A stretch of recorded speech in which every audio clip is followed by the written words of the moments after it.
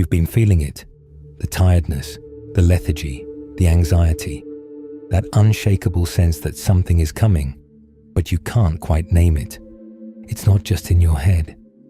The world is undergoing a rapid shift in consciousness, one unlike anything ever seen, not just on this planet, but across the universe itself. Chosen ones, sometimes known as light workers, grid workers, or even earth angels, are here now for a reason: to assist in the transition toward Christ consciousness, to anchor light where darkness once ruled. But with that sacred role comes a price. They've become primary targets of the dark demonic forces that thrive on fear, division, and illusion. Forces determined to keep humanity bound to the density of the physical realm. But here's what they don't want you to know. Darkness doesn't waste energy attacking those who have no power. Instead, it focuses on those who are a threat to the status quo. The ones who carry codes. The ones who came here to disrupt the illusion. If you've been feeling blocked, drained, or overwhelmed for no clear reason, then this may be why. In this video, we'll uncover how demonic attacks actually work on an energetic and psychological level, why the chosen are targeted through fear, distraction, and emotional chaos, and most importantly, how to protect your light and rise into your unstoppable self. But be warned, once you see these patterns, you can't unsee them. Once you understand how the dark operates, you become immune to its tricks. You didn't come here to play small. You came here to remember, to awaken. And once you do, they can't touch you the same way again. Long ago, the ancients spoke of a time when darkness would grip the earth, but not forever. They prophesied that a great awakening would come, and with it, a group of souls, sealed, marked, and sent, would rise to guide humanity out of bondage. The Bible calls them the 144,000. Not just a number, not just prophecy, but a living code. These souls, described in Revelation as redeemed from the earth, were not meant to rule, but to restore. They are scattered across the planet, hidden in plain sight. Some know who they are. Others are only just beginning to remember. They are the frequency holders, the ones anchoring Christ consciousness at the turning of the age. But why would such beings be targeted? Why the resistance? Why the lifelong heaviness, the isolation, the strange knowing that something has always been watching? Because these beings, these chosen ones, threaten the entire structure that keeps humanity asleep. This battle is ancient. The Egyptians called them Apep, serpentine forces of chaos that slithered through the underworld, attacking the soul during its nightly journey. In the Vedic texts, they appear as asuras, deceivers who infiltrate thought and distort dharma. In early Gnostic writings, they took a more insidious form: archons, parasitic beings who thrive on spiritual ignorance, working tirelessly to keep humanity locked in illusion. Across cultures, continents, and centuries, one theme repeats. These entities don't fear power, they fear awakening. And the 144,000, they are the awakening. Every spiritual tradition has its echoes of this hidden truth. The Hopi spoke of a great purification, a time of fire and rebirth. The Mayans foresaw a planetary reset of time and consciousness. The Essenes, guardians of esoteric Christ teachings, prepared for a distant future when the children of the light would return. You are living in that time.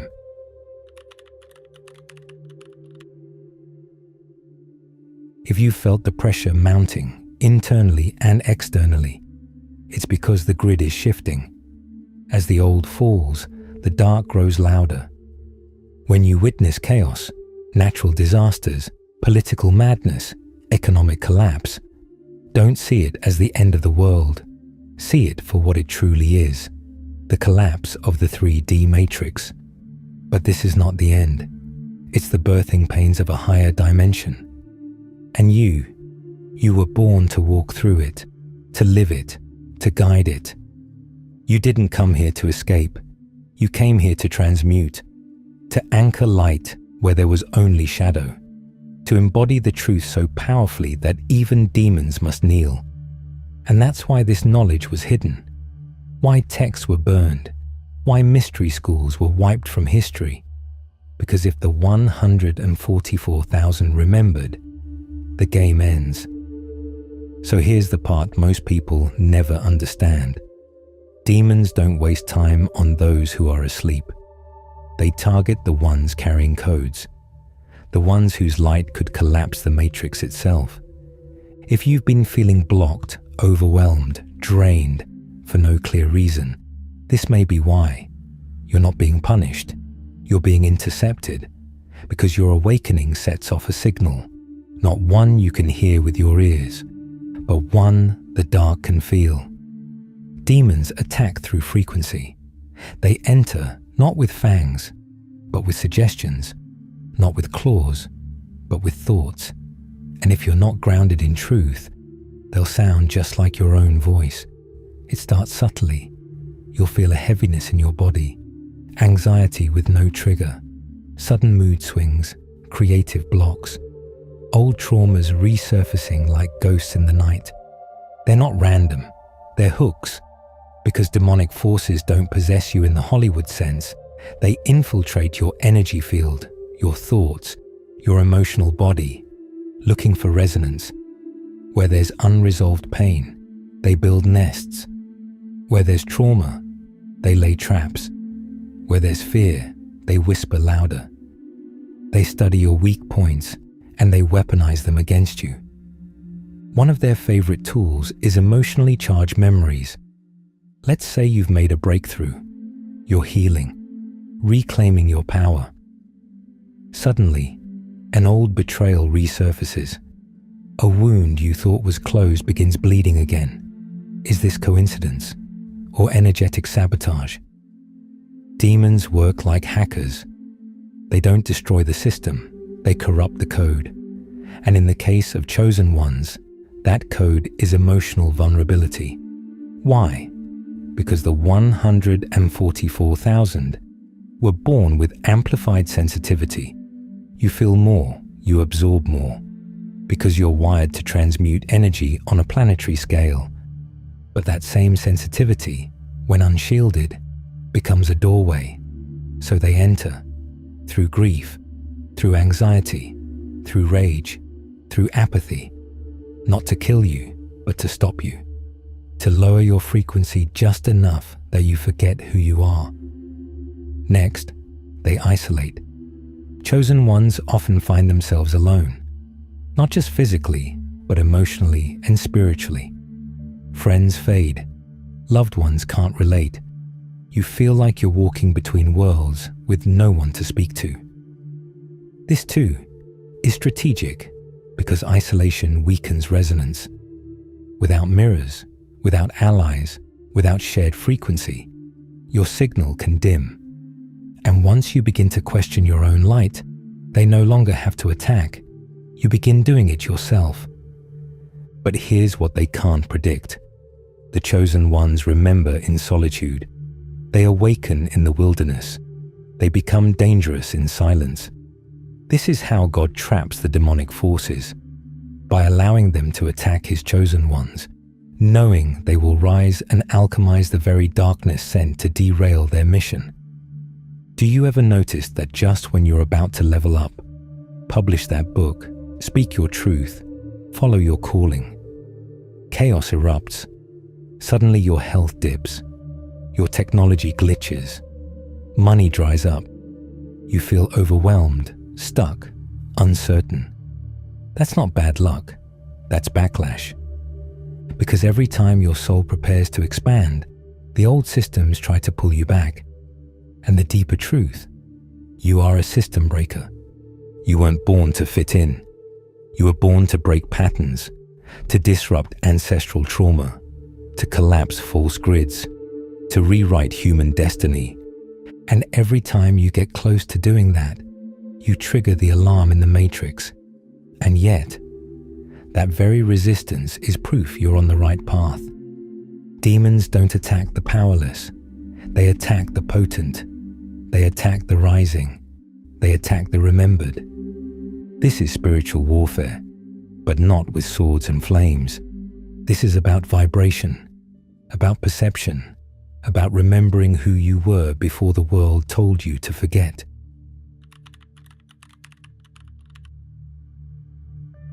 So you've seen how they enter, how they prey on pain, how they twist your own energy against you.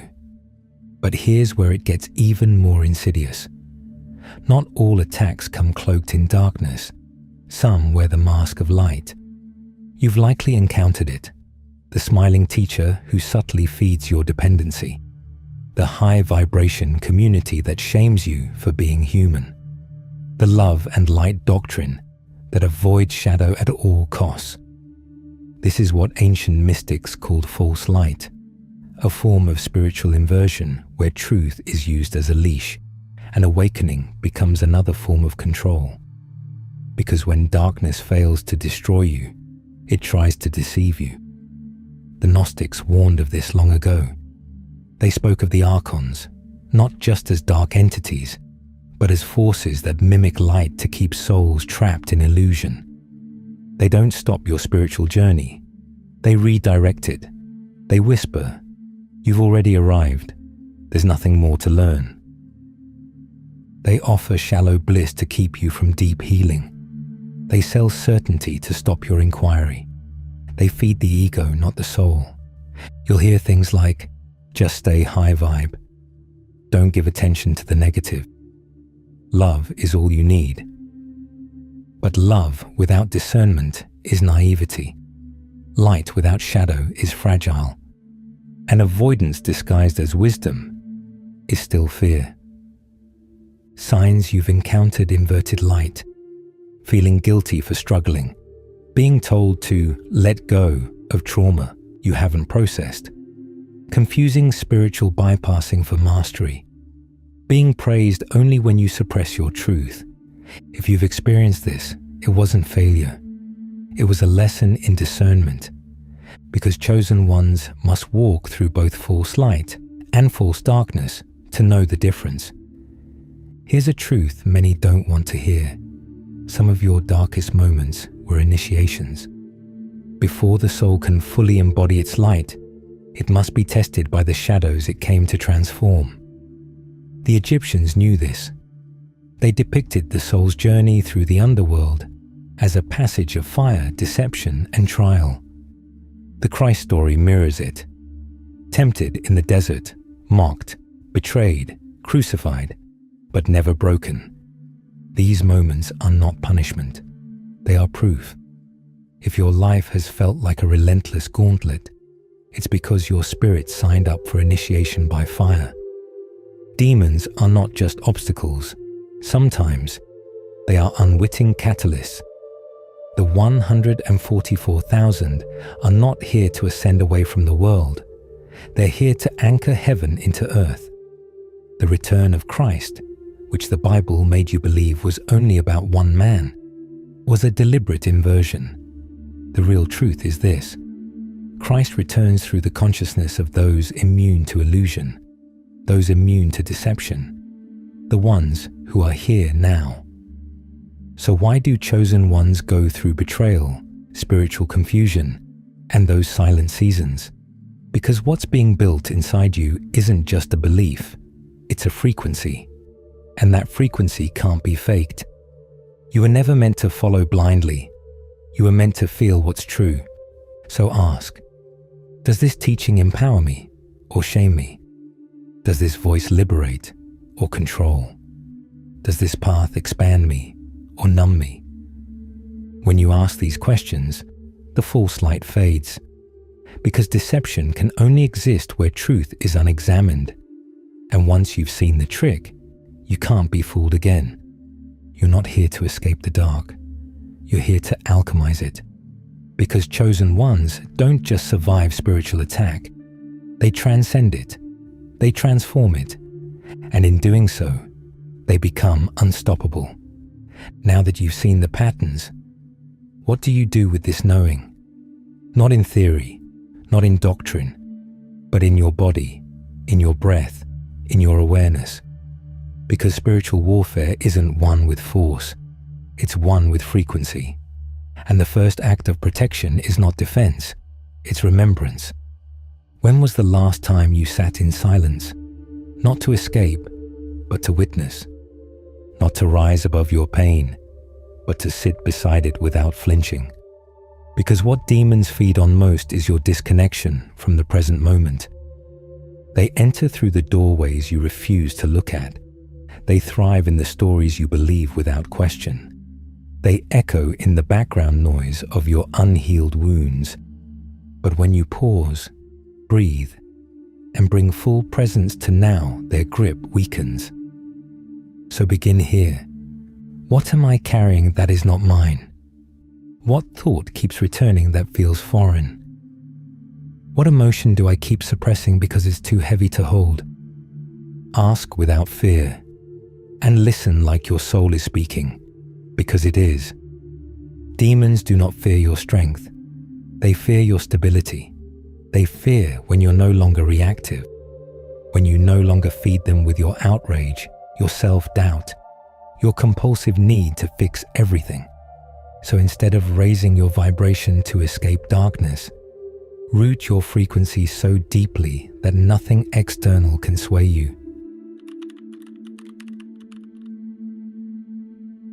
Walk like you remember where you came from. Speak like your words echo across dimensions. Hold your energy like a sovereign flame no wind can touch. This is not arrogance. This is spiritual immunity. Every time you abandon your intuition to please others, a doorway opens. Every time you suppress your truth to avoid discomfort, another crack appears. And each time you ignore that quiet knowing within, you hand your power to something that doesn't deserve it. So here is your challenge.